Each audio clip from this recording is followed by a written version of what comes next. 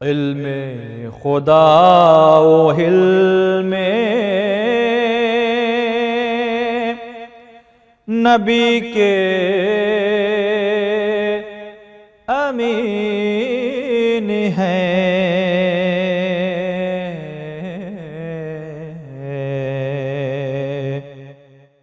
باقر ہیں آسمان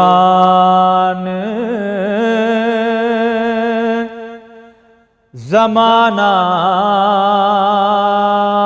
زمین ہے۔ ناظرین السلام علیکم ورحمۃ اللہ وبرکاتہ۔ سب سے پہلے میں آپ سب کو جشن ولادت باسعادت حضرت امام محمد باقر علیہ السلام اللہم صلی علی محمد و آل محمد کی مبارکبادی پیش کرتا ہوں۔ آج کی مناسبت سے چند اشعار سماعت فرمائیے گا کہ بندگی میں جو بھی سردار نظر آتا ہے، بندگی میں جو بھی سردار نظر آتا ہے، ہو بہو احمد مختار نظر آتا ہے، ہو بہو احمد مختار نظر آتا ہے۔ علم و حکمت کا سمندر ہے محمد باقر، علم و حکمت کا سمندر ہے محمد باقر، یا علی آپ کا کردار نظر آتا ہے۔ علم و حکمت کا سمندر ہے محمد باقر، یا علی آپ کا کردار نظر آتا ہے، یا علی آپ کا کردار نظر آتا ہے۔ اور کچھ اشعار سماعت فرمائے گا کہ دور ہو جائے میری ساری مصیبت باقر، دور ہو جائے میری ساری مصیبت باقر، مجھ پہ ہو جائے اگر تیری عنایت باقر، مجھ پہ ہو جائے اگر تیری عنایت باقر۔ مولا سجاد کے گھر میں ہے خوشی کا عالم، مولا سجاد کے گھر میں ہے خوشی کا عالم، آج کے دن جو ہوئی تیری ولادت باقر، آج کے دن جو ہوئی تیری ولادت باقر، قید میں رہ کے بھی سجدہ نہیں چھوڑا تو نے، قید میں رہ کے بھی سجدہ نہیں چھوڑا تو نے، دے گئی درس ہمیں تیری عبادت باقر، دے گئی درس ہمیں تیری عبادت باقر، ہو گیا مجھ پہ کرم آپ کا مولا ورنہ، ہو گیا مجھ پہ کرم آپ کا مولا ورنہ، میری قسمت میں کہاں آپ کی مدحت باقر، ہو گیا مجھ پہ کرم آپ کا مولا ورنہ، میری قسمت میں کہاں آپ کی مدحت باقر۔ ایک خاندان زہرا پر باز بلند نعرے صلوات، اللہم صلی علی محمد و آل محمد۔ اور نماز کے حوالے سے کچھ اشعار سماعت فرمائے گا کہ کتنی تھی لازوال محبت نماز کی، کتنی تھی لازوال محبت نماز کی، گردن پہ تیغ پھر بھی حفاظت نماز کی، گردن پہ تیغ پھر بھی حفاظت نماز کی۔ تم کو اگر بچانا ہے مقصد حسین کا، تم کو اگر بچانا ہے مقصد حسین کا، بچوں میں اپنے ڈالیے عادت نماز کی، تم کو اگر بچانا ہے مقصد حسین کا، بچوں میں اپنے ڈالیے عادت نماز کی۔ سر تن سے سر جدا ہوا یہ بھی خبر نہیں، ابن علی سے پوچھئے لذت نماز کی، ابن علی سے پوچھئے لذت نماز کی۔ سجدے میں سر کو رکھنے سے پہلے یہ سوچ لو، سجدے میں سر کو رکھنے سے پہلے یہ سوچ لو، حب علی ہے پہلی ضرورت نماز کی، سجدے میں سر کو رکھنے سے پہلے یہ سوچ لو، حب علی ہے پہلی ضرورت نماز کی، حب علی ہے پہلی ضرورت نماز کی۔ آخری شعر امام زمان کے حوالے سے سماعت فرمائے گا، دل و نظر پہ تیرا احترام واجب ہے، دل و نظر پہ تیرا احترام واجب ہے، میں مستحب نہیں کہتا یہ کام واجب ہے، میں مستحب نہیں کہتا یہ کام واجب ہے۔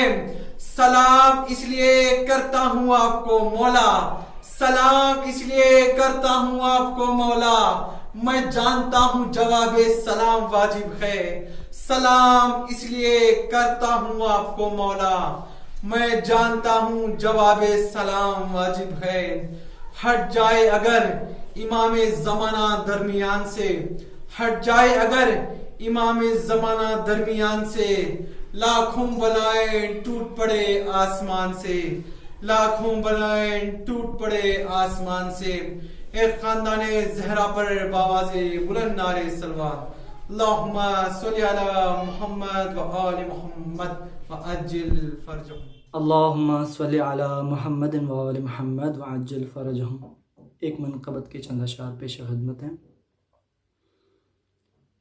ابن ابو تراب کی تنویر دیکھ کر، ابن ابو تراب کی تنویر دیکھ کر، چومی جبین زائرے، چومی جبین زائرے، شبیر دیکھ کر، ابن ابو تراب کی تنویر دیکھ کر، سجدے میں خود بخود ہی جبیں میری جھک گئی، سجدے میں خود بخود ہی جبیں میری جھک گئی، مولا حسین آپ کی جاگیر دیکھ کر،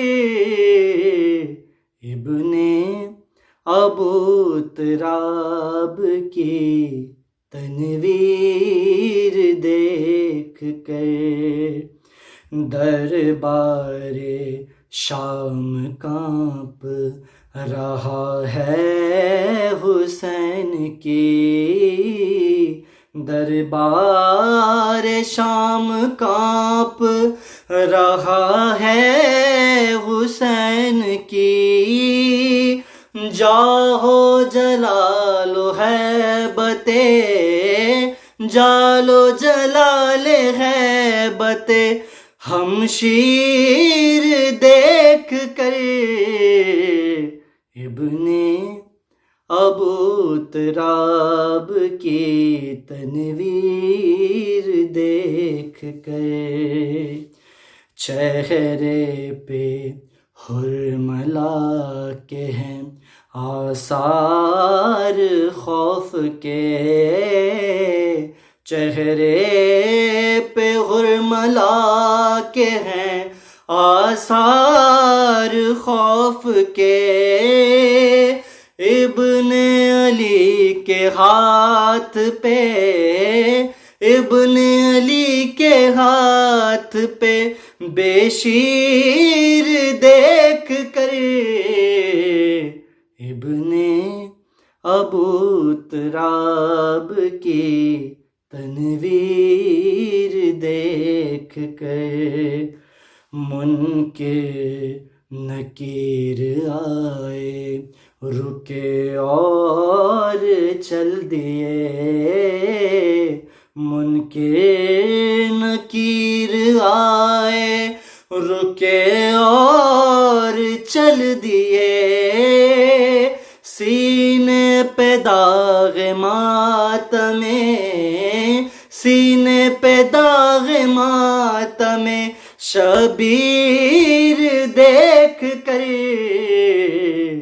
ابن ابو تراب کی تنویر دیکھ کر، حیدر جناب فاطمہ راضی رہیں تیری، حیدر جناب فاطمہ راضی رہیں تیری، نوحہ سلام سوز کی، نوحہ سلام سوز کی تحریر دیکھ کر، ابن ابو تراب کی تنویر دیکھ کر، چومی جبین ظاہرے،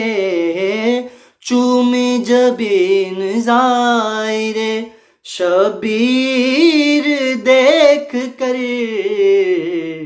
ابن ابو تراب کی تنویر دیکھ کر۔ صلوات بر محمد وآل محمد، اللہم صلی علی محمد وآل محمد وعجل اللهم صل على محمد وآل محمد، اللهم صل على محمد وآل محمد۔ نام علی تھا خطرہ جہاں جان کے لیے، نام علی تھا خطرہ جہاں جان کے لیے، اور نام علی تھا خطرہ جہاں جان کے لیے، ہم نے علی کے نام وہیں جان کے لیے، ہم نے علی کے نام وہیں جان کے لیے، اور اصغر نے پہلے جائزے میدان کے لیے،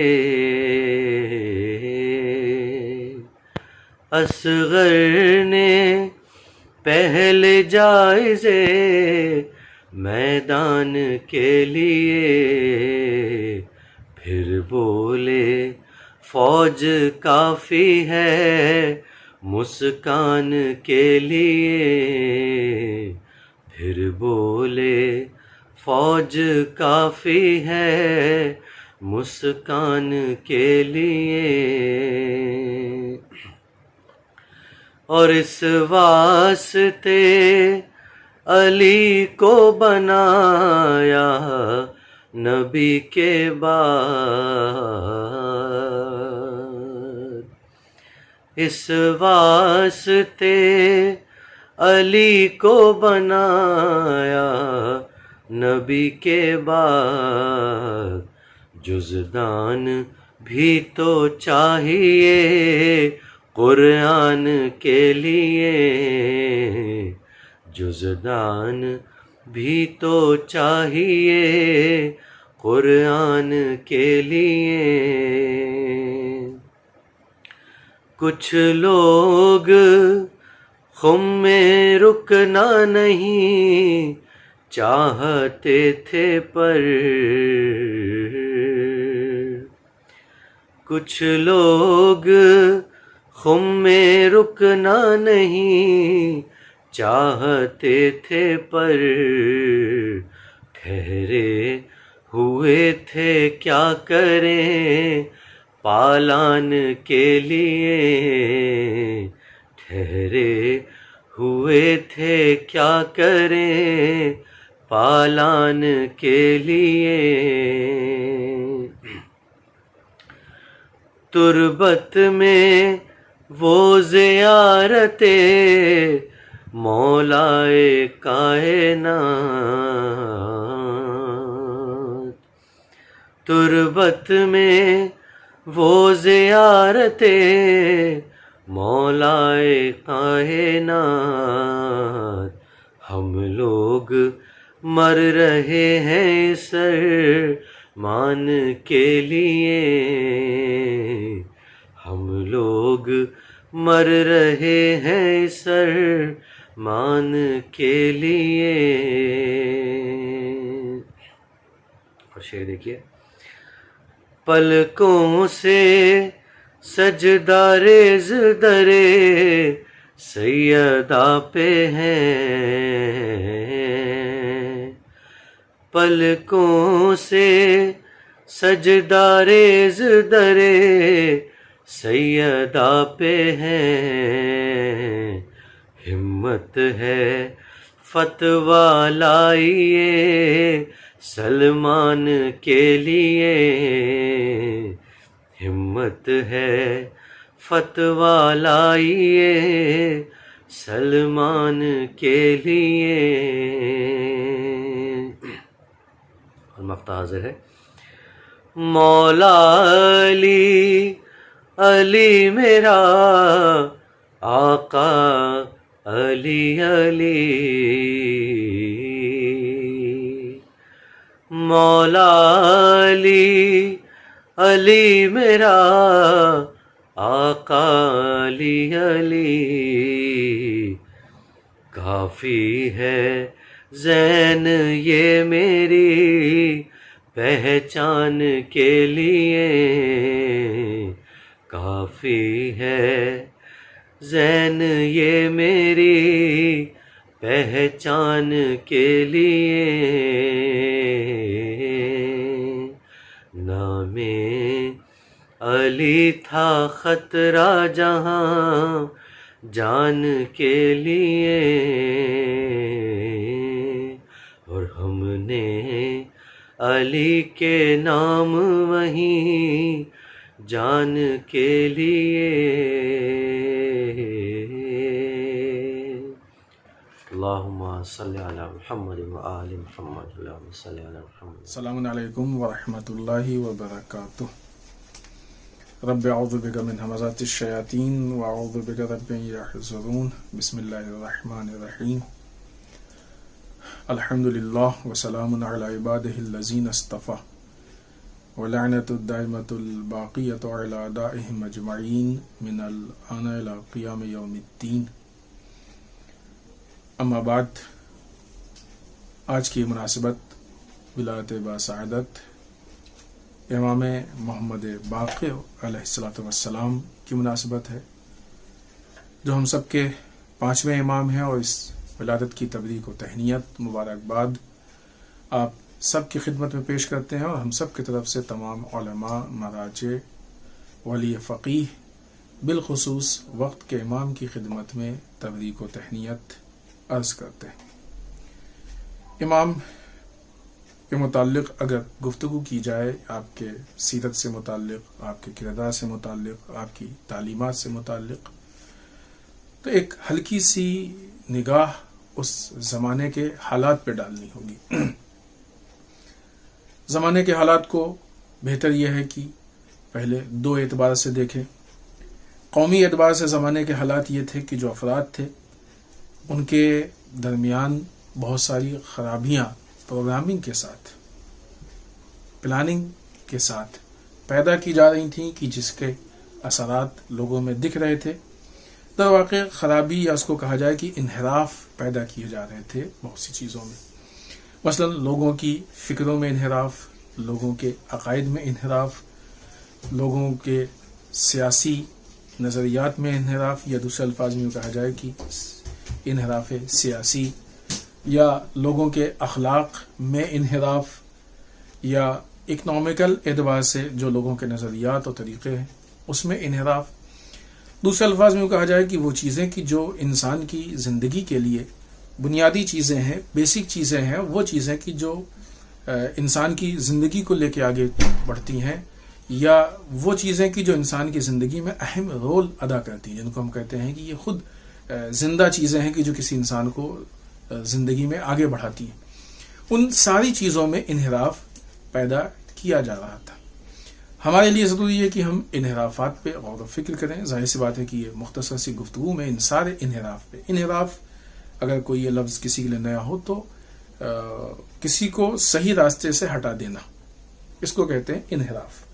انحراف یا تو لوگوں کے سمجھ میں آ جاتا ہے، بہت اچھی چیز اگر سمجھ میں آ جائے تو لوگ اصلاح کر لیتے ہیں۔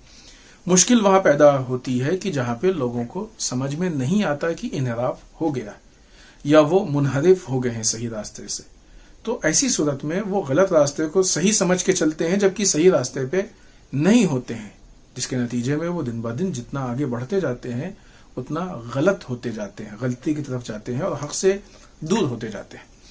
اب سوچئے کہ جس معاشرے میں، جس ماحول میں عقیدے میں انحراف کی کوشش کی جا رہی ہو، عمل میں انحراف کی کوشش کی جا رہی ہو، اخلاق میں انحراف کی کوشش کی جا رہی ہو، پالیٹکس میں انحراف ہو اچھا خاصا اس کی کوشش کی جا رہی ہو، اور اقتصادی معاملات میں انحراف کی کوشش کی جا رہی ہے، تو وہ معاشرہ اس میں کیسے لوگ اور کہاں جا رہے ہوں گے؟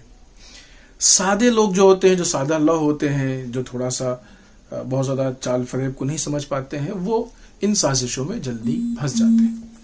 ایک دوسری چیز جو اس زمانے کے حالات ہیں کہ جس پہ ہم کو غور فکر کرنے کی ضرورت ہے اور سمجھنے کی، وہ یہ کہ یہ وہ زمانہ ہے کہ جہاں پہ بنی عباس نے بنی امیہ سے حکومت لینے کی کوشش کی اور حالات تھوڑا آہستہ آہستہ خراب ہونا شروع ہوئے، اور آگے جا کے یہ دو اماموں کا زمانہ ہے، امام باقر علیہ السلام اور امام صادق علیہ السلام۔ یہاں سے حالات تھوڑا سا تبدیل ہونا شروع ہوئے، اور اسی لیے امام باقر علیہ السلام کو تھوڑا سا موقع ملا کہ وہ ایجوکیشن پہ کام کریں۔ لہٰذا یہ تھوڑا سا بنی امیہ سے بنی عباس کی طرف جو حکومت گئی ہے، تو امام کو موقع ملا ہے کہ وہ اس کام کو انجام دیں، اور اس موقع کا سب سے جو بیسک اور بنیادی فائدہ امام نے اٹھایا ہے وہ ایجوکیشن۔ سب سے زیادہ جو امام نے کام کیا ہے، امام باقر علیہ السلام نے بنیاد ڈالی ہے اور بہت ساری چیزوں کی بنیاد ڈال دی، اور امام صادق علیہ السلام نے اس کو اپنے زمانے میں بہت ہی وسیع پیمانے پہ لوگوں کے سامنے پیش کیا، اور بہت بڑی یونیورسٹی جو امام باقر علیہ السلام کے زمانے سے قائم ہو چکی تھی، اس کو آپ نے وہ وسعت عطا کی، اور ہزاروں شاگرد تھے کہ جو وہاں پہ فیضیاب ہوتے تھے۔ تو علمی اعتبار سے کام کیا۔ علمی اعتبار سے کام کرنے کا مطلب کہ علم دین اور علم دنیا دونوں، یہ ہماری پرابلم ہے کہ ہم علم دین اور علم دنیا کو الگ سمجھتے ہیں، دو الگ چیز نہیں ہے۔ امام نے سارے علوم دیے ہیں، اور سارے علوم کی بازگشت وہ سب پلٹتے ہیں امام کی طرف۔ امام کے دیے ہوئے علم ہے سارے علم، ہاں بس یہ صحیح ہے کہ جن کو ہم نارملی کہتے ہیں علم دین، یہ وہ علم ہے کہ جس کا تعلق حرام و حلال سے، وہ انسان کے لیے سیکھنا زیادہ ضروری ہے اور واجب کی حد تک ہے۔ اگر انسان نہیں سیکھے گا تو اس کے لیے مشکل پیدا ہوگی، کیونکہ ہر آدمی کو جو بیسک چیزیں ہیں کہ جو حرام و حلال بتاتی ہیں اتنا سیکھنا ضروری ہے، ورنہ حرام میں مرتکب ہو جائے گا، واجبات ترک ہو سکتے ہیں۔ لیکن بہت سارے علوم ایسے ہیں کہ جس کا تعلق ہر انسان سے نہیں ہے، واجب کفائی ہے۔ مثلا خود ڈاکٹر بننا واجب کفائی ہے، معاشرے میں سب پہ واجب ہے، لیکن اگر کچھ لوگ ڈاکٹر بن جائیں کہ وہ باقی لوگوں کا علاج کر سکتے ہیں تو پھر ایک سے ختم ہو جاتا ہے۔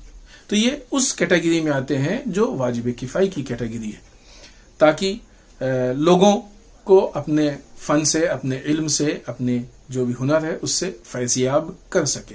تو یہ فرق ان دونوں علوم کے بیچ میں ہے، لیکن اس کا مطلب یہ نہیں کہ وہ علوم اس کا تعلق اسلام سے نہیں ہے اور اسلام اس کو غلط سمجھتا ہے، بیکار سمجھتا ہے، ایسا نہیں۔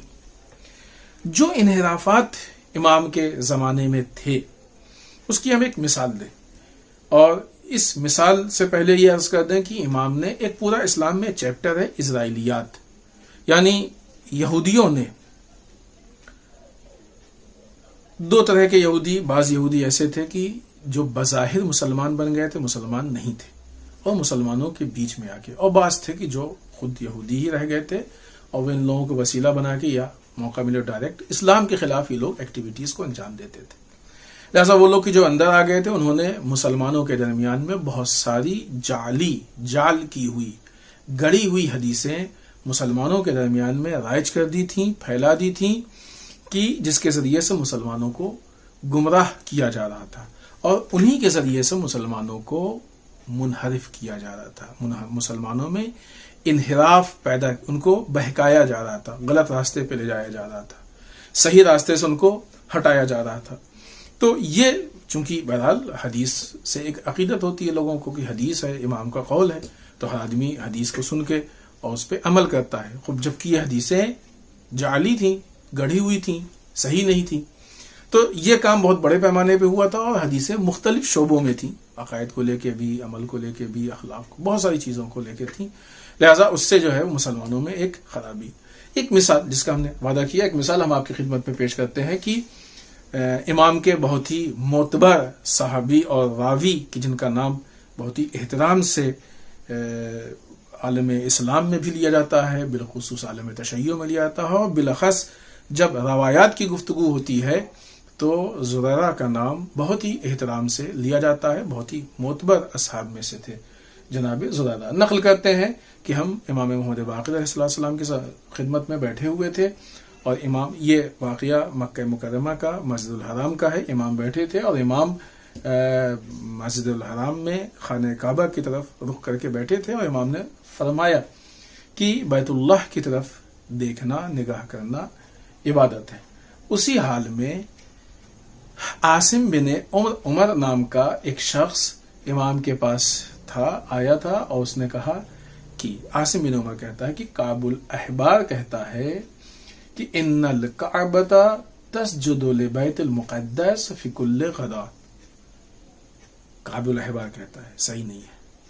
کعب الاحبار بھی انہی لوگوں میں سے تھا کہ جو یہودی تھا، بظاہر مسلمان ہو گیا، اور اس نے بہت ساری حدیثیں جو ہیں وہ اسلام میں مسلمانوں کے بیچ میں مشہور کی، تاکہ جس کے ذریعے، ان احادیث کے ذریعے سے مسلمانوں کو گمراہ کیا جائے، مسلمانوں کو برباد اور خراب کیا جائے بنوانے دین۔ البتہ دین کا اثر دنیا مسلمانوں کے دوسرے شعبوں پہ بھی پڑتا ہے، لہذا ہر اعتبار سے مسلمان خراب ہوگا اور برباد ہوگا۔ تو یہ عاصم بن عمر کہتا ہے کہ اس نے کعب الاحبار کا قول نقل کیا کہ جس کا ترجمہ یہ ہے کہ کعبہ ہر صبح بیت المقدس کی طرف سجدہ کرتا ہے۔ امام نے یہاں پہ ایک سوال کیا، اور یہ سوال اہم ہے تاکہ ہم یہ سمجھ سکیں کہ لوگوں کی فکریں ان چیزوں سے کیسے تبدیل ہوتی ہیں، اور آج بھی ہمارے یہاں اس طرح کی مثالیں بے انتہا پائی جاتی ہیں۔ ایسے سادہ لوہ لوگ، ایسے سادے لوگ آج بھی کم نہیں ہیں۔ امام نے خود عاصم بن عمر سے پوچھا کہ خوب کعب الاحبار کے اس قول کے متعلق تمہاری کیا رائے ہے، تمہاری کیا نظر ہے؟ تو عاصم نے کہا کہ کعب کی بات صحیح ہے۔ عجیب بات ہے نا، عاصم نے کہا کہ کعب کی بات صحیح ہے۔ امام باقر علیہ السلام نے فرمایا کذبت و کذب کعب الاحبار معک، تو بھی جھوٹ بول رہا ہے اور تیرے ساتھ کعب الاحبار بھی جھوٹ بول رہا ہے، دونوں جھوٹے۔ ظاہر سی بات ہے کہ اب جب امام موجود تھے تو اس کو اپنی رائے دینے کی ضرورت ہی نہیں تھی، اس کو بتانے کی بھی ضرورت نہیں تھی، بلکہ اس کو پوچھنے، اگر اس کے ذہن میں یہ تو ایسی بہت کلیئر سی چیز ہے کہ جو ہر انسان کے لیے واضح ہوگی، اور اگر نہیں واضح ہے تو حد اقل آ کے امام سے پوچھتا کہ مولا ہم نے ایسا ایسا سنا ہے، کعب الاحبار ایسا کہہ رہا ہے، آپ بتائیے کہ حقیقت کیا ہے۔ یہ سادگی نہیں ہے، یہ سادگی نہیں ہے کہ جس سے پوچھنا چاہیے اس کو ہم بتا رہے ہیں۔ آج بھی ایسے سادے لوگ ہوتے ہیں، ان کو علماء و مراجع سے فائدہ اٹھانا چاہیے، استفادہ کرنا چاہیے، اور وہ آ کے علماء و مراجع پہ اعتراض کرتے ہیں کہ ایسا فتویٰ کیسے دے دیا، یہ کیسے کہہ دیا، وہ کیسے بول دیا، یہ کیسے ہو گیا، وہ کیسے ہو گیا۔ ارے تم ہو کیا؟ جس فیلڈ میں تم وقت کے مرجع کو اور وقت کے ولی فقیہ کو چیلنج کر رہے ہو، اس فیلڈ میں الفابیٹ بھی نہیں جانتے ہو تم، اور اس فیلڈ میں ان کا معیار وہ ہے کہ جس کو ہم عام طور سے پی ایچ ڈی اسکالر بھی نہیں کہتے، اس سے بھی بلند ان کا معیار ہے۔ کئی چیزوں میں کئی گنا زیادہ جو ہے ان کا ریسرچ ہوتا ہے، تب کہیں جا کے وہ ایک فتویٰ اور ایک جو ہے وہ توضیح مسائل ہم کو دیتے ہیں۔ یہ مسائل اور مشکلات تب پیدا ہوتے ہیں کہ جب انسان اپنی حیثیت کو بھول جاتا ہے، اپنے دائرے کو بھول جاتا ہے، دائرے سے تجاوز کر جاتا ہے، اپنی لمٹ سے باہر نکلنے کی کوشش کرتا ہے۔ کعب الاحبار کے اس قول کے بارے میں اس کو اولاً پہلے ہی شک ہونا چاہیے، پہلے ہی اس کو یقین ہونا چاہیے غلط ہے، اور اگر نہیں تھا تو آ کے امام سے پوچھتا۔ امام نے کہا تمہاری کیا نظر؟ ہماری نظر ہے، ہوتے کون نظر دینے والے؟ ان امام کو معلوم تھے ان کے حالات کہ وہ کس لیے آئے، کس حد تک امام کو پہچانتے ہیں۔ امام کہہ لینا آسان ہے، لیکن واقعی تمام معنی میں امام کو امام ماننا اور بعنوان امام ان کی پیروی کرنا، یہ واقعی بڑا کام ہے۔ اللہ ہم سب کو توفیق دے کہ ہم 12 امام کہتے ہیں تو ہم امام کے پیچھے چلیں۔ امام کہیں جا رہے ہیں، ہم کہیں جا رہے ہیں، امام ہمارے ہی ہے، ایسا کیسے ہو سکتا ہے؟ امام کا مطلب کہ جو امام کا راستہ وہی ہمارا راستہ ہونا چاہیے، راستہ الگ ہے وہ ہمارے امام۔ خب یہ نہیں ہو سکتا، یہ غلط ہے، یہ جھوٹ ہے دربار پہ۔ تو بہرحال امام نے کہا کہ کعب الاحبار بھی جھوٹ بول رہا ہے اور تم بھی جھوٹ بول رہے ہو، دونوں جھوٹ بول رہے ہیں۔ اور پھر اس کے بعد امام نے شدید غضب کی حالت میں فرمایا ما خلق اللہ عز وجل بقعۃ فی الارض احب الیہ منہا، خانہ کعبہ کی طرف اشارہ کر کے کہ اللہ نے نہیں پیدا کیا ایسا کوئی بقعہ کہ جو اس خانہ کعبہ سے زیادہ اس کے نزدیک محبوب تر، سب سے زیادہ محبوب تر یہ خانہ کعبہ۔ ابھی یہ باتیں کیوں گڑھی اور کعب الاحبار نے کیوں ڈالی مسلمانوں کے درمیان کی خانہ کعبہ بیت المقدس کا سجدہ کرتا ہے، اس کے پیچھے الاسباب بلا وجہ نہیں ہے، اسلام کو کم دکھانے کے لیے، اسلام کی عزت کو کم کرنے کے لیے، اور دوسرے اعتبار سے یہودیوں کے جو اپنے عقائد ہیں ان کے اعتبار سے اس کو بلندی۔ لیکن ابھی اس کا موقع نہیں ہے کہ ہم اس پہلو کے اعتبار سے یہاں پہ تحلیل کریں اور آپ کے سامنے وہ تحلیل پیش کریں۔ ابھی جو ہماری گفتگو جس عنوان سے چل رہی ہے کہ یہ جو انحراف تھے، امام نے ان سارے انحراف سے لڑنے کے لیے جس چیز کی بنیاد ڈالی وہ تعلیم و تعلم، ایجوکیشن۔ دو چیزیں ہوئیں، ایک یہ کہ زمانے میں انحراف، دوسری چیز یہ کہ جب امام کو موقع ملا تو سب سے پہلا کام امام نے کیا ایجوکیشن کا۔ آج ہم شیعوں کی کیا ذمہ داری ہے؟ امام کے چاہنے والے ہیں نا، امام یعنی جو آگے چل رہا ہوں اس کے پیچھے چل رہا ہوں، ان کے نقش قدم پہ۔ اس کا مطلب کیا ہوتا ہے؟ اس کا مطلب یہ کہ اگر آج ہمارے سامنے ایسے حالات ہوتے ہیں کہ ہم کو کام کرنے کا موقع ملے، حالات فراہم ہوں، تو سب سے بنیادی اور بیسک کام، ہمارا سب سے پہلا کام یہ ہونا چاہیے کہ ہم ایجوکیشن پہ کام کریں، ایجوکیشن کو فروغ دینے کی کوشش کریں، کیونکہ معاشرے کو اس کی بہت سخت ضرورت ہے۔ در واقع دشمن کی سازش تھی اس زمانے میں، آج بھی سازش ہے دشمن کی۔ بہت بڑی سازش یہ ہے کہ مسلمانوں کو ایجوکیشن سے دور رکھا جائے، مسلمانوں کو تعلیم سے دور رکھا جائے۔ یہ خود جو اس عنوان سے اگر دیکھیں، ابھی ہم امام کے حالات، امام کے زمانے میں جو ایجوکیشن پہ کام اس کے الاسباب ہے، اس رخ پہ آگے بڑھ رہے ہیں۔ یہ خود ایک مکمل جو ہے اس پہ تحلیلی گفتگو ہے کہ کس طریقے سے مسلمانوں کو ایجوکیشن سے دور رکھنے کی کوشش کی گئی اور سازشیں کی گئی، اور کیسے وہ سازشیں کامیاب ہوئیں، کیونکہ یہ ممکن ہی نہیں کہ باہر سے کوئی سازش کرے اور اندر سے کوئی ایسی چیز نہ ہوگی جو سازش کو سپورٹ کرے، تو سازش کبھی کامیاب نہیں ہو سکتی ہے۔ تو ہم یہ ساری باتیں صرف یہ کہہ کے ایک دشمن کی سازش ہے، ہم غلطیوں سے بری الذمہ نہیں ہو سکتے۔ اگر باہر سے سازش ہے تو اندر سے ہماری بھی کچھ کوتاہی ہے کہ جو وہ سازش کامیاب ہوئی ہے۔ اگر ہماری کوتاہیاں نہ ہوتی تو سازش کامیاب نہیں ہو سکتی تھی، بالکل نہیں ہو سکتی تھی۔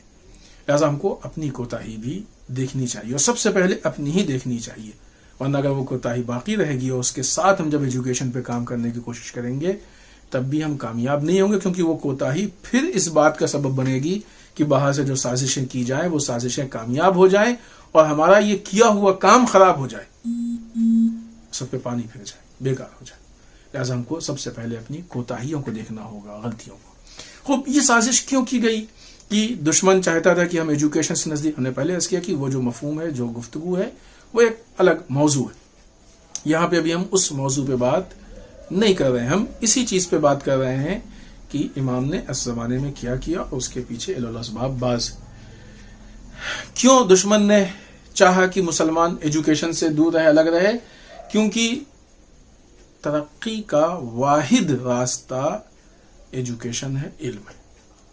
علم کے ذریعے انسان ترقی کی طرف جا سکتا ہے۔ جو آدمی علم سے دور ہو جائے، جاہل ہو جائے، خود جاہل انسان کبھی بھی ترقی نہیں کر سکتا ہے۔ ہمارے معاشرے کی یہ پرابلم ہے کہ ہم نے ترقی سمجھا ہے دولت کو، پھر نتیجہ کیا ہوا کہ ہم نے ایجوکیشن کا مقصد دولت بنا لیا۔ پڑھو تاکہ کماؤ، غلط ہے، پڑھو تاکہ انسان بنو۔ کیونکہ جب ذہنوں میں یہ فکر بیٹھ جاتی ہے کہ پڑھو تاکہ کماؤ، یعنی ایجوکیشن کا آؤٹ پٹ مال دولت ہے، تو جب وہ بچہ دیکھتا ہے کہ ایک آدمی بغیر پڑھے کما رہا ہے تو سوچتا ہے کہ پڑھنے کا کیا فائدہ، یہ تو بغیر پڑھے کما رہا ہے، ابھی ہم پڑھ لیں گے۔ یا بعض اوقات دیکھتا ہے کہ ایک آدمی نے پڑھا، سب کچھ کیا، اس کی انکم کم ہے، اور جو آدمی جاہل اس کی انکم زیادہ ہو، کہتا ہے کہ کیا کس کام کا یہ؟ ایجوکیشن کا یہ مقصد نہیں ہے کہ انسان، ٹھیک ہے اس کے آؤٹ پٹ میں اور جو ضمنی چیزیں ان میں سے دولت بھی ہے، اس میں کوئی شک نہیں، لیکن اس کا اصل مقصد ہے انسان کو انسان بنانا. پڑھو تاکہ انسان بنو. لہذا یہ جو ایجوکیشن کے اہداف، یہ بھی ایک غلط فکر ہے کہ جو ہمارے درمیان اور پوری دنیا میں رائج ہے، غلط فکر ہے کہ ہم نے ایجوکیشن کو دولت سے، مادیات سے مخصوص کر دیا ہے. لہذا اب جب مادیات کے آنے کی بات ہوگی تو ظاہر سی بات ہے کہ پھر انحراف پیدا ہوگا، مشکل پیدا ہوگی.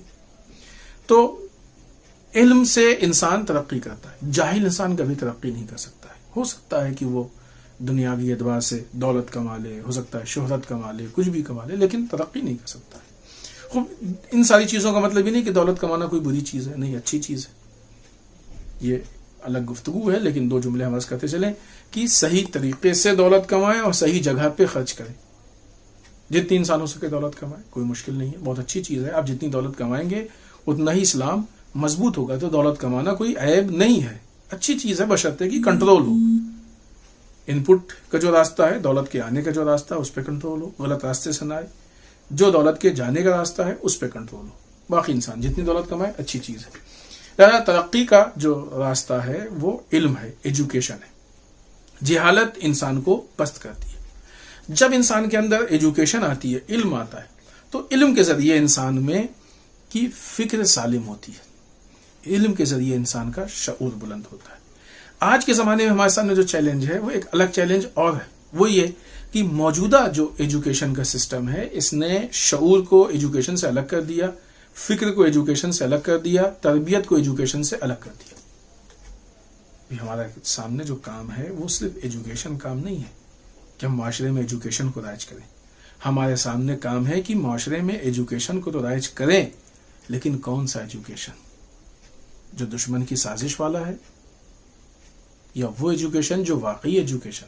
کیونکہ واقعی ایجوکیشن میں تربیت بھی شامل ہے، واقعی ایجوکیشن میں شعور بھی شامل ہے، واقعی ایجوکیشن میں فکر بھی شامل ہے. خوب بنیادی چیز تربیت ہے، وہ تربیت میں ہی شعور اور فکر سب آ جائے گا اگر اس کو وسیع معنی میں لیا جائے. تو ہمارا کام صرف لوگوں کو ایجوکیٹ کرنا نہیں ہے، ہمارا کام لوگوں کو ایجوکیٹ کرنے کے ساتھ ساتھ ان کی تربیت بھی ہے. ورنہ اگر ہم تربیت کو چھوڑ کے لوگوں کو ایجوکیٹ کریں گے تو ہو سکتا ہے کہ یہ ایجوکیشن بھی بعض اوقات نقصان پہنچا جائے اور غلط طریقے سے وہ معاشرے میں سامنے آ جائے. لہذا یہ بھی ہمارا کام ہے. امام علیہ الصلوۃ والسلام نے جو لوگوں کے سامنے ایجوکیشن پیش کی اور جو لوگوں کو ایجوکیٹ کرنے کی کوشش کی، جو لوگوں کے سامنے تعلیم پیش کی، اس تعلیم کا فلسفہ، طریقہ یہ تھا کہ جو لوگوں کی ضرورت ہوتی تھی اس حساب سے امام تعلیم پیش کرتے تھے، اور فلسفہ یہ تھا کہ لوگوں کے اندر معرفت پیدا ہو. لہذا آپ دیکھیں کہ امام کے اصحاب میں سے وہ اصحاب کی جن کو امام نے تعلیم دی ہے مختلف علوم کی اور مختلف شعبوں کی، ان کے اندر اللہ کی معرفت دن بدن بڑھتی جاتی تھی، اللہ کی معرفت میں اضافہ ہوتا جاتا. لہذا امام نے اگر یہ تعلیم دی تو اس تعلیم کی بنیاد اور اس کی وجہ یہ تھی، اس کی آؤٹ پٹ یا اس کا فلسفہ یہ تھا کہ لوگوں کے اندر اللہ کی معرفت پیدا ہو. آج ہمارے معاشرے کو ایجوکیشن کی ضرورت ہے، تربیت کی ضرورت ہے، اللہ کی معرفت کی ضرورت، کیونکہ مقصد حیات ہے اللہ کی معرفت. کتنے لوگوں کو معلوم ہے، ہماری قوم میں کتنے لوگوں کو معلوم ہے کہ ہمارا مقصد حیات کیا ہے؟ یہ انحراف ہے، ہم کو اپنے زندگی کے مقصد سے ہٹایا گیا ہے. اور جب زندگی کا مقصد، آج کتنے لوگ ہیں جن کے ذہنوں میں یہ مقصد بن جاتا ہے کہ ہمارا مقصد ہے مثلا فلاں معیار کا بنگلہ بنا لینا، فلاں ماڈل کی گاڑی لے لینا، اس معیار کا ہمارا لائف اسٹائل ہو، اتنا ہمارا بینک بیلنس ہو، فلاں ملک میں یہ ہو، فلاں ملک میں یہ ہو، اتنے بڑے ٹرن اوور کی کمپنی ہو، یہ ہو، وہ جاب ہو. یہ زندگی کا مقصد نہیں ہے. یہ چیزیں زندگی کے مقصد تک پہنچنے کا ذریعہ تو ہو سکتی ہیں، زندگی کا مقصد نہیں بن سکتی ہیں. یہ انہی انحراف کا نتیجہ ہے کہ آپ چھوڑیے وہ لوگ کی جو نان مسلم ہیں، وہ چھوڑیے ان لوگوں کو کہ جو شیعہ بھی نہیں. آج ہماری قوم میں کتنے لوگوں کو اپنا مقصد حیات معلوم ہے کہ ہم زندہ کس لیے؟ پیسے کمانے کے لیے ہم زندہ ہیں، پیٹ بھرنے کے لیے ہم زندہ ہیں. اگر صرف کسی کا مقصد حیات پیٹ بھرنا ہے تو اس کی زندگی اور حیوان کی زندگی میں کیا فرق ہے؟ حیوان کا بھی مقصد حیات شکم پوری کے علاوہ نہیں ہوتا ہے کچھ. یہ شعور کی پستی، علم کے نہ ہونے، اللہ کی معرفت اور دین کی معرفت کے نہ ہونے کی بنیاد پہ ہے. اور یہ بھی در واقع سازش ہے دشمن کی کہ جس کے ذریعے سے ہم کو دور کیا گیا ہے. لہذا ایجوکیشن، تعلیم ہم کو مقصد حیات سے قریب کرتا ہے. عبادی اعتبار سے بھی اگر آپ دیکھیں، اس دنیاوی ان معاملات کو چھوڑیں، اور وقت بھی ختم ہو رہا ہے، ہم اپنی بات کو سمیٹیں. عبادی اعتبار سے آپ دیکھیں تو حتیٰ عبادت کے لیے بھی ایجوکیشن کی، تعلیم کی ضرورت ہے. ہمیں ایسا لگتا ہے کہ نماز پڑھنے کے لیے صرف نماز کو حفظ کر لینا، یاد کر لینا کافی ہے. نہیں، نماز کو حفظ کر لیں گے، یاد کر لیں گے، ہو سکتا ہے کہ ہم ایک شکل نماز بنا سکتے ہوں کہ مثلا واجبات ادا ہو گئے، وہ چیزیں جس سے نماز بظاہر باطل ہوتی ہے ان چیزوں سے ہم پرہیز کر لیں. لیکن جو ایک روح نماز ہے وہ نہیں پیدا ہو پائے گی.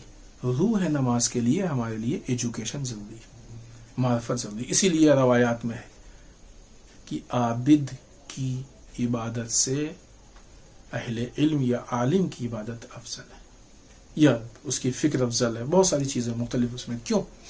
اس لیے کہ یہ بہت زیادہ فکر و معرفت کے ساتھ کام نہیں کر رہا ہے، لیکن وہ فکر و معرفت کے ساتھ نماز پڑھ رہا ہے.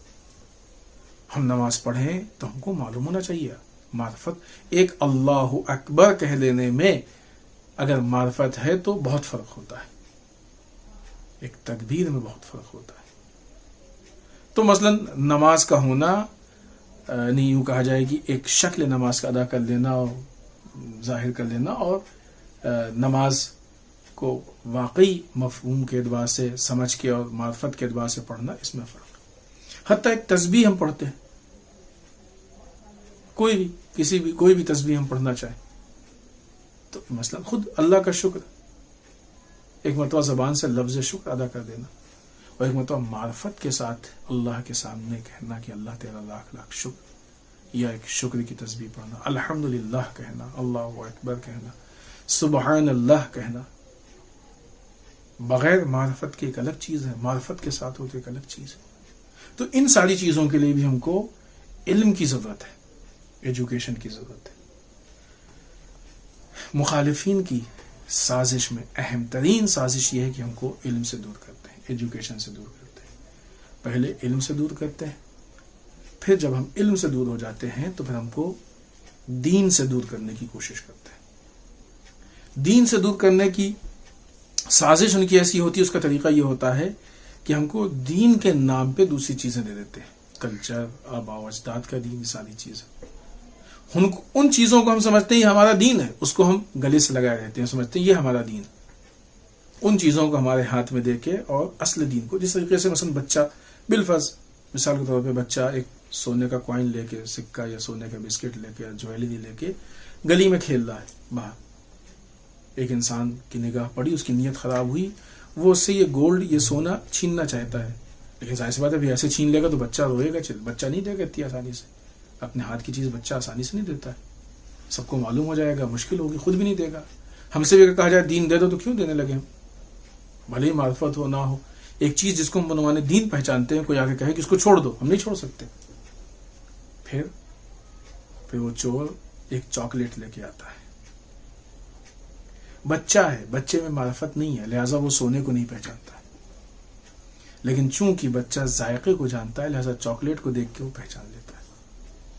چاکلیٹ بچے کے ہاتھ میں دیتا ہے، بچہ خوش ہو جاتا ہے، سونا اس کے عوض میں لے لیتا ہے. بچے کو ایسا لگتا ہے کہ ہمارا کوئی نقصان نہیں ہے، فائدہ ہے، اور پھر وہ سونے کو لے کے فرار ہو جاتا ہے. بچہ اسی چاکلیٹ کو اپنا سرمایہ سمجھتا ہے اور سمجھ کے مطمئن رہتا ہے. ہم سے بھی جب دشمن دین چھیننا چاہتا ہے تو کلچر، یہ ساری چیزیں ہمارے ہاتھ میں پکڑا کے اصل دین کو ہم سے لینے کی کوشش کرتا ہے. وہ افراد جو کہ نادان ہوتے ہیں، جن کے اندر شعور نہیں ہوتا ہے، جن کے اندر معرفت نہیں ہوتی ہے، جن کے اندر ایجوکیشن نہیں ہوتی ہے، جن کے اندر تعلیم نہیں ہوتی ہے، وہ ان ساری چیزوں کو یعنی بچے کی چاکلیٹ کی طرح سمجھتے ہیں کہ معاملہ صحیح ہے.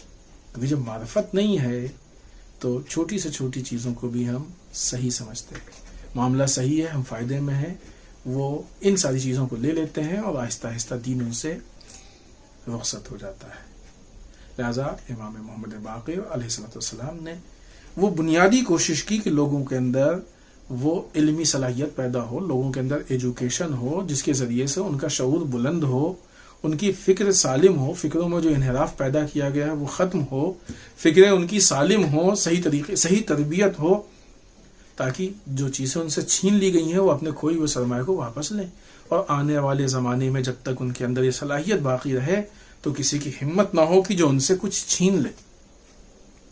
آج کے بھی اس زمانے میں بہت ساری چیزیں دین کی ہم سے چھیننے کی کوشش کی جا رہی،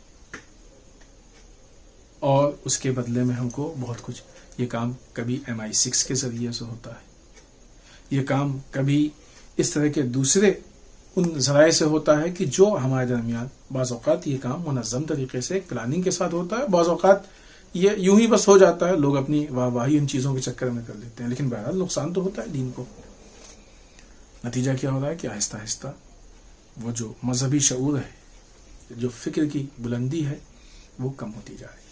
لہذا اس زمانے میں بھی جبکہ ہم بہت سارے انحرافات سے گھرے ہوئے ہیں، وہ سارے انحراف جو ہمارے امام محمد باقر علیہ السلام کے زمانے میں تھے، فکری انحراف، عقیدے میں انحراف، عمل میں انحراف، اخلاق میں انحراف، پولیٹکس میں انحراف، سیاست میں فلاں فلاں فلاں، اقتصاد میں انحراف، بہت ساری چیزوں میں انحراف۔ ایسی صورت میں ہمارے پاس بھی جو حل ہے، حل کا طریقہ جو ہمارے امام نے ہم کو دیا ہے، وہ ایجوکیشن، فکر، شعور، تربیت، کہ جس کے ذریعے سے ہم کمال کی طرف جائیں۔ کیونکہ بالخصوص جو سیاسی انحراف ہے وہ دو طرح سے ہوتا ہے، ایک تو عوام کے جو نظریے ہوتے ہیں اس میں انحراف ہوتا ہے، اور ایک خود پولیٹیشین میں انحراف ہوتا ہے۔ دونوں کی اصلاح ضروری ہے، عوام کے نظریے کی بھی اصلاح ضروری ہے، اور جو پولیٹیشین میں سیاسی اعتبار سے انحراف ہے اس کی اصلاح۔ دونوں کے طریقے الگ ہیں، لیکن جب انسان کے پاس ایجوکیشن ہوگی، فکر ہوگی، شعور بلند ہوگا تو وہ اس اعتبار سے آگے بڑھیں گے۔ بالخصوص آج جو ہمارے ملک کے حالات ہیں کہ جس میں اتنا بڑا سیاسی انحراف ہمارے یہاں پایا جا رہا ہے کہ دن بہ دن جو ہے وہ ملک کو نقصان ہوتا جا رہا ہے، اور خاص کر کے اس موقع پہ جبکہ اتنا بڑا کسانوں کا احتجاج چل رہا ہے۔ یہ انحراف کیوں پیدا ہوا؟ کہاں سے آیا یہ انحراف؟ یہ کیسے ہو گیا یہ انحراف؟ خود سے تو نہیں ہوا نا، عوام کے پولیٹیکل نظریے میں انحراف تھا، جس کے نتیجے میں یہ غلط حکومت آئی ہے، غلط حکمران آئے۔ ٹھیک ہے کہ ان کے پاس EVM وہ بہت ساری چیزیں تھیں، لیکن آپ یاد کیجئے 2014 کو جب عوام یہ کہتے نہیں BJP تو کام کرتی ہے اور یہ ہے اور وہ ہے، اس طرح کی باتیں پیش ہوتی تھی، اس طرح کی باتیں کی جاتی تھی۔ خوب الحمدللہ آج عوام کی آنکھیں کھل رہی ہیں۔ علم کا ہونا اور نہ ہونے کا فرق یہی ہے۔ اگر علم ہوتا تو بغیر نقصان کے، بغیر دھکا کھائے ہوئے، بغیر چوٹ کھائے ہوئے، بغیر پریشانی کے یہ چیز سمجھ میں آ جاتی اور ہم محفوظ رہتے۔ چونکہ علم نہیں تھا لہذا اتنا سارا نقصان۔ ملک جن حالات میں پلٹنے میں کافی ٹائم لگے گا، عرصہ لگے گا، کافی محنت ہوگی، کافی کوشش لگے گی۔ جتنا مالی اعتبار سے نقصان ہو گیا، پولیٹیکل اعتبار سے نقصان ہو گیا، عزت و آبرو امیج کے حساب سے نقصان ہو گیا، آج اتنے سارے کسان، کتنے سینکڑوں کسان وہاں پہ انتقال کر گئے، اس دنیا سے رخصت ہو گئے۔ خوب اس نقصان کی بھرپائی کیسے ہوگی؟ اتنے سارے کسان ان مشکلات میں بیٹھے ہوئے ہیں، سب کچھ، یہ اس کی بھرپائی کیسے ہوگی؟ یہ ٹھوکر کھانے والا شعور ہے کہ ٹھوکر کھا کے ہم کو سمجھ میں آئے کہ غلط ہے۔ علم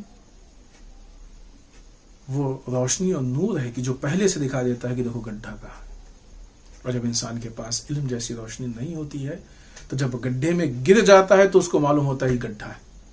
آج ہندوستان کی عوام کا یہی حال ہے، معرفت اور شعور کی بلندی نہ ہونے کی وجہ سے، صحیح تربیت اور صحیح فکر نہ ہونے کی وجہ سے گڈھے میں گر گئے ہیں۔ اب ان کو معلوم ہو رہا ہے کہ یہ گڈھا ہے، لیکن اب نکلنے میں دقت پیش آ رہی ہے۔ یقیناً نکل جائیں گے، اس میں کوئی شک نہیں۔ یہ بات بارہ ہم نے عرض کی ہے کہ حکومت کفر کے ساتھ چل سکتی ہے، ظلم کے ساتھ نہیں چل سکتی ہے۔ اس حکومت کا اختتام ہے اور بہت قریب ہے انشاءاللہ۔ اگر وقت کھنچ رہا ہے تو یہ اللہ کی طرف سے مہلت ہے، اور یہ ایسی مہلت ہے کہ جس میں ان کو مزید ذلیل ہونا ہے، کیونکہ جس صفاقی سے انہوں نے ظلم و بربریت لوگوں کے سامنے پیش کی ہے اس کا نتیجہ اچھا نہیں ہوتا ہے۔ آج کے اس زمانے میں اور ان حالات میں بھی ہمارے سامنے امام محمد باقر علیہ السلام اور ائمہ اطہار علیہ السلام کی سیرت کو احیا کرنے کی ضرورت ہے، تاکہ ہم فکری انحراف سے، پولیٹیکل انحراف سے کس طریقے سے لڑ سکیں یہ ہم اپنے ائمہ سے سیکھیں. اور اگر ایجوکیشن اور علم و شعور و فکر کو آگے بڑھانے میں ہم کوشش کریں تو موجودہ مسائل کو بھی حل کر سکتے ہیں اور آنے والے مسائل سے ہم اپنے آپ کو بچا بھی سکتے ہیں.